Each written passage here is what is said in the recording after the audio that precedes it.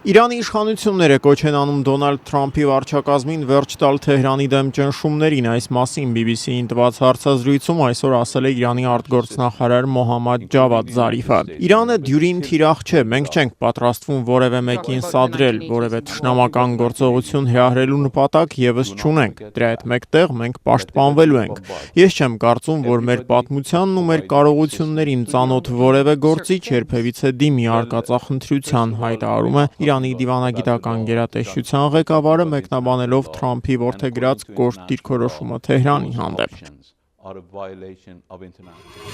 Ճապոնական Fuji TV հեռուստաընկերությունն այսօր հրապարակել է Հյուսիսային Կորեայի ղեկավար Կիմ Չեն Ընի ավագ եղբոր Կիմ Չեն Նամի Մալազիայի մայրաքաղաքում տեղի ունեցած սպանության տեսագրությունը։ Ճապոնական հեռուստաընկերության տրամադրության տակ է հայտնվել Կուալա Լումպուրի միջազգային օդանավակայանի անվտանգության տեսախցիկների տեսագրությունը։ Դրանում հստակ երևում է հարձակման պահը։ Նրանից հետո, երբ անհայտ մի կին Կիմ Չեն Նամի դեմքին ենթադրաբար թունավոր նյութով մշակված թաշկինակ է մոտեցնում, Հյուսիսային Կորեայի ղեկավարի եղբայրը դեռ մի քանի րոպե ի վիճակի է լինում շարժվել, ինքնուրույնաբար դիմելով օդանավակայանում աշխատող բժիշկներին օգնություն ցուցաբերելու խնդրանքով։ Մի քանի րոպե անց տեսագրությունում հստակ երևում է, թե ինչպես է Կիմ Չեն Նամը ուշաթափվում եւ թե ինչպես է մալազիական բուժանձնակազմը փորձում նրան օգնություն ցուցաբերել։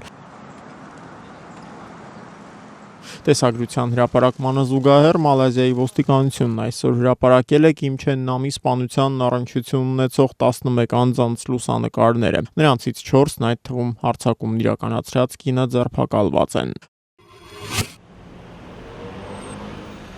Ֆրանսիայի նախագահական ընտրությունների առաջատարներից մեկը, ազգային ճակատ ազգայնական կուսակցության առաջնորդ Մարին Լե Պենն այսօր ժամանել է Բեյրութ։ Այստեղ նա հանդիպել է Լիբանանի նախագահ Միշել Աունի եւ վարչապետ Սաադ Հարիրիի հետ։ Քննարկումների հիմնական թեմաներն էին Լիբանանի եւ Ֆրանսիայի հարաբերությունները, ինչպես նաեւ Սիրիայում ստեղծված իրավիճակը։ Այսօր հստակ երկընտրանք գոյություն ունի, կամ Բաշար Ասադը, կամ էլ իսլամական պետությունը։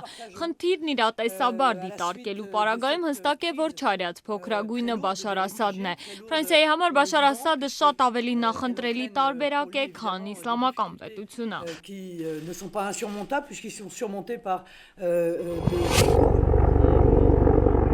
Շարունակվում է Իրաքի կառավարական բանակի եւ քրդական ստորաբաժանումների համատեղ հարձակումը 2014-ից իսլամական պետության վերահսկողության ներքո գտնվող Մոսուլ քաղաքի ուղղությամբ։ Իրաքյան աղբյուրների համաձայն կառավարական ուժերն ընդհուպ մոտեցել են Մոսուլի օդանավակայանին։ Այս պահին Մոսուլի արևմտյան թաղամասերում դիրքավորված իսլամիստ զինյալները հայտնվել են լիակատար շրջափակման մեջ։ Շրջափակված թաղամասերում այս պահին նաեւ շուրջ 600,000 խաղաղ բնակիչ կա։